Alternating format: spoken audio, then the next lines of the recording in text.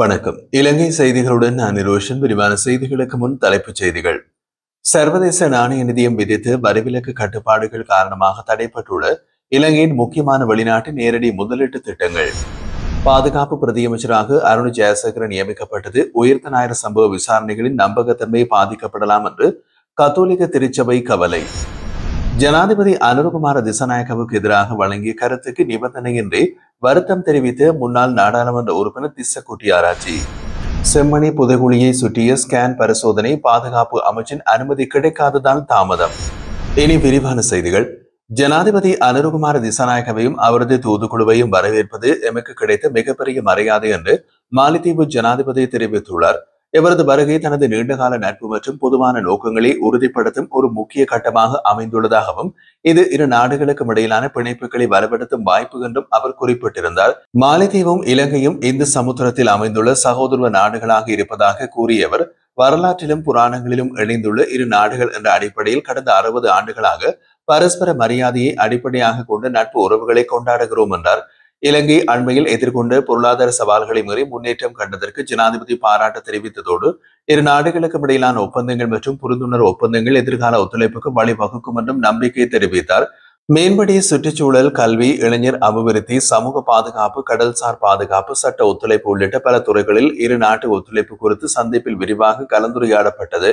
இரு நாடுகளுக்கும் இடையிலான உறவுகள் வரலாற்றால் கட்டமைக்கப்பட்டவை மட்டுமல்ல, எதிர்கால நலன்களையும் நோக்கி இணைந்து பயணிக்க வேண்டியவை என்று அவர் உறுதிபட தெரிவித்தார்.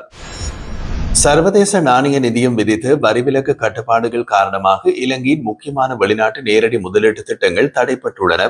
குறிப்பாக ஹம்பாந்தோட்டையில் ஸ்னோபெக் நிறுவனத்துடன் 3.7 பில்லியன் அமெரிக்க டாலர் மதிப்புள்ள எண்ணெய் சுத்திகரிப்பு நிலையம் மற்றும் கொழும்பு துறைமுக நகரில் உள்ள திட்டங்கள் செயல்பாடின்றி உள்ளது. IMF வழிகாட்டுதலின் அடிப்படையில் வருவாயை அதிகரிக்க புதிய வரி கொள்கையை உருவாக்க அரசாங்கம் புதிய சட்டம் ஒன்றை உருவாக்க முயற்சி செய்து வருகின்றது. வரிவிலக்கு கொடுப்பதில் கட்டுப்பாடுகள் அமலாகியுள்ளதனால் முக்கிய முதலீட்டு திட்டங்களில் முன்னேற்றம் காணப்படவில்லை. குறிப்பாக சீனாவுடன் இணைந்த சில திட்டங்கள் புவிசார் அரசியலில் சிக்கலால் தாமதம் கண்டுள்ளது. 2025ஆம் ஆண்டின் முதல் காலாண்டில் இலங்கை 203 மில்லியன் அமெரிக்க டாலர் ஈர்த்துள்ளது. இது கடந்த ஆண்டுடன் ஒப்பிடும்போது 90% அதிகரிப்பாகும். ஆண்டு முழுவதும் 1.8 பில்லியன் டாலரை இலக்கு வைத்து செயல்படுகின்றது. சமீபத்தில் இலங்கை வந்த IMF மிஷன் தலைவர் இவான் பபர்ஜியோ வரி இணக்கத்தினை அதிகரித்தல், வரி தளத்தை விரிவுபடுத்தல், செலவின பாக்கைகளை கட்டுப்படுத்தல் போன்றவை அவசியமானவை என்று வலியுறுத்தினார். மேலும் 2026ஆம் ஆண்டுக்கான பட்ஜெட்டில் வருவாய் அதிகரிப்பு நடவடிக்கைகள், திட்டமிட்ட செலவினங்கள் மற்றும் அரசும் தனியாரும் இணைந்து செயல்படும் பொது தனியார் கூட்டாண்மைகளுக்கான சட்டங்கள் ஆகியவை பங்களிக்க வேண்டும்.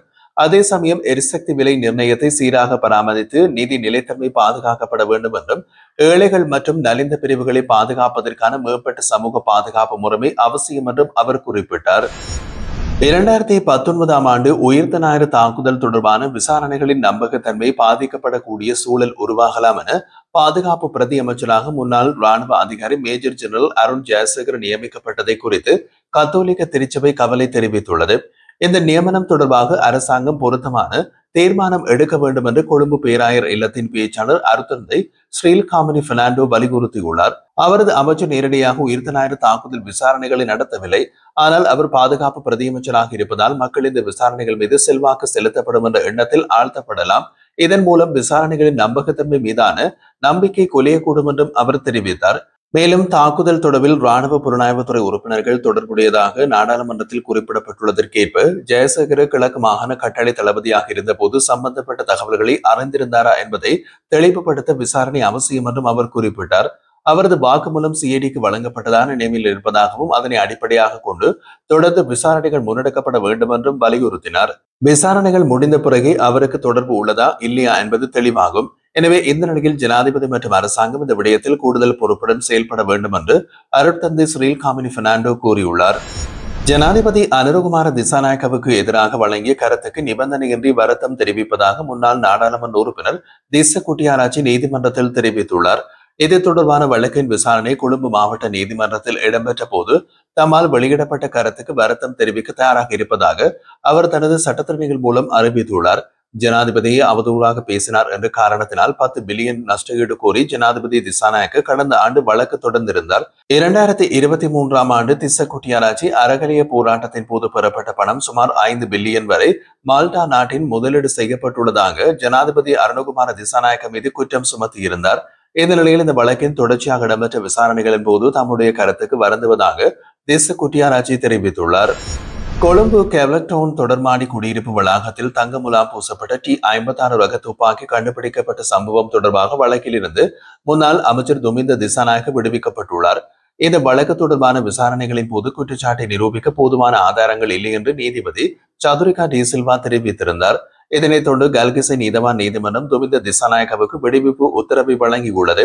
மேற்கண்ட துப்பாக்கி மீட்பு தொடர்பான விசாரணையின் பின்னணியில் துமிந்த திசாநாயக்க கடந்த மே மாதம் 23ஆம் தேதி கைது செய்யப்பட்டு கல்கிசை நீதிமன்றத்தில் ஆஜர்படுத்தப்பட்டார்.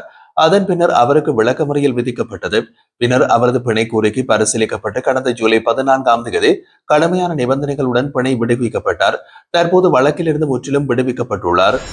ஹம்பாந்தோட்டை நீதவான் நீதிமன்றம் பிறப்பித்த பிடியாணை உத்தரவை சந்தித்து வரும் பாராளுமன்ற உறுப்பினர் நாமல் ராஜபக்ச இன்று செவ்வாய்க்கிழமை காலை நாடு திரும்பினார். இருப்பினும் கட்டுநாயக்க விமான நிலையத்தில் அவர் கைது செய்யப்படவில்லை என்பதும் கவனிக்கத்தக்கது. நேற்றைய தினம் நாமல் ராஜபக்ச தனிப்பட்ட தேவைக்காக மாலத்தீவு பயணித்திருந்தார். அவருடன் அதே விமானத்தில் ஜனாதிபதி அனுர்குமார திசாநாயக்கவும் மாலத்தீவுக்கு சென்றிருந்தார்.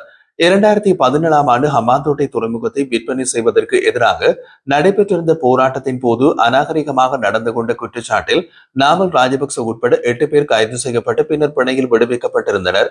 இந்த வழக்கு நேற்று மீண்டும் ஹம்பாந்தோட்டை நீதவான் நீதிமன்றத்தில் அழைக்கப்பட்ட போது நாமல் ராஜபக்ச ஆஜராகாத காரணத்தினால் அவருக்கு எதிராக பிடியாணை உத்தரவு பிறப்பிக்கப்பட்டது. இதே நேரத்தில் இன்றைய தினம் மீண்டும் நாடு திரும்பி பிடியாணை உத்தரவுக்கு எதிராக மனு தாக்கல் செய்து ஹம்பாந்தோட்டை நீதவான் நீதிமன்றத்தில் ஆஜரானதை அடுத்து பிணையில் விடுதலை செய்யப்பட்டுள்ளமை குறிப்பிடத்தக்கது. காணாமல் போன லலித் குகனின் தந்தையான ஆறுமுகம் வீரராஜா என் மகனுக்கும் காணாமல் போன மற்ற ஆயிரக்கணக்கானவர்களுக்கும் இந்த அரசாங்கத்தில் நீதி கிடைக்கும் என்று நம்பிக்கையினை வெளியிட்டுள்ளார். கொழும்பு போலீஸ் தலைமையகத்தில் வாக்குமூலம் வழங்கியதை அடுத்து ஊடகங்களுக்கு கருத்து தெரிவித்த அவர், எனது மகன் காணாமல் போனது 14 ஆண்டுகள் ஆகின்றது. இந்த நேரத்தில் சிஐடிக்கு முறைப்பாடு அளிக்க வந்துள்ளோம். இனிமேல் ஏதாவது நல்லது நிகழும் என்றும் நம்புகின்றோம். வழக்கு நாளை மறுதினம் இருக்கின்றது. அதில் நீதி கிடைக்கும் என்ற நம்பிக்கை எங்களுக்கு இருக்கிறது என்றார். மேலும் அவர் கூறுகையில், லலித் குகன் மட்டுமல்ல, ஏராளமானவர்கள் காணாமல் போயுள்ளார்கள். அவர்களது குடும்பங்களினமும் வேதனையில் இருக்கின்றன. அவர்களுக்கும் எங்களுக்கும் நீதி கிடைக்க வேண்டும். லலித் குகன் யார் என்பது இந்த அரசாங்கத்துக்கு நன்கு தெரியும். இந்த அரசாங்கம் குறைந்தபட்சம் எங்களுக்கு நீதி வழங்குமாக இருந்தால் நான் இதற்காக நன்றி தெரிவிப்பேன் என்றார். யாழ்ப்பாணம் செம்மணி சித்துப்பாத்தி இந்து மயானத்தில் கண்டுபிடிக்கப்பட்ட மனித புதைகுழியை சுற்றிய ஸ்கேன் பரிசோதனை பாதுகாப்பு அமைச்சின் அனுமதியினமும் கிடைக்காததால் தாமதமாகியுள்ளது. மயான அபிவிருத்தி பணிகளின் போது மனித எண்புக்கூடுகள் அடையாளம் காணப்பட்டதை தொடர்ந்து நீதிமன்ற உத்தரவின் பேரில் இதுவரை 32 நாட்கள் நடைபெற்று முடிந்த அகழ்வு பணிகளில் மொத்தமாக 104 மனித எண்பு தொகுதிகள் கண்டுபிடிக்கப்பட்டுள்ளன. இந்த நிலையில் ஸ்கேன் பரிசோதனைக்கான ஆரம்ப நடவடிக்கையாக கடந்த வெள்ளிக்கிழமை அந்த பகுதியில் துப்புரவு பணிகள் மேற்கொள்ளப்பட்டது. நேற்றைய தினம் திங்கட்கிழமை பாதுகாப்பு அமைச்சின் அனுமதி கிடைக்கும் என்று எதிர்பார்க்கப்பட்ட போதிலும் மாலை வரை அனுமதி வழங்கப்படவில்லை. இதன் காரணமாக ஸ்கேன் பரிசோதனை தாமதமானதாக அதிகாரிகள் தெரிவித்துள்ளனர். மேலும் அகழ்வு பணிகளின் போது இதுவரை 54 சான்று பொருட்கள் மீட்கப்பட்டு அவை அனைத்தும் நீதிமன்றத்திடம் ஒப்படைக்கப்பட்டுள்ளன. முதலாம் கட்டமாக 9 நாட்கள் மற்றும் இரண்டாம் கட்டமாக 23 நாட்கள் நடைபெற்ற அகழ்வு பணிகள் தற்போது நிறைவடைந்துள்ள நிலையில் மேலதிக விசாரணைகளுக்காக ஸ்கேன் பரிசோதனை அவசியமானதாகும்.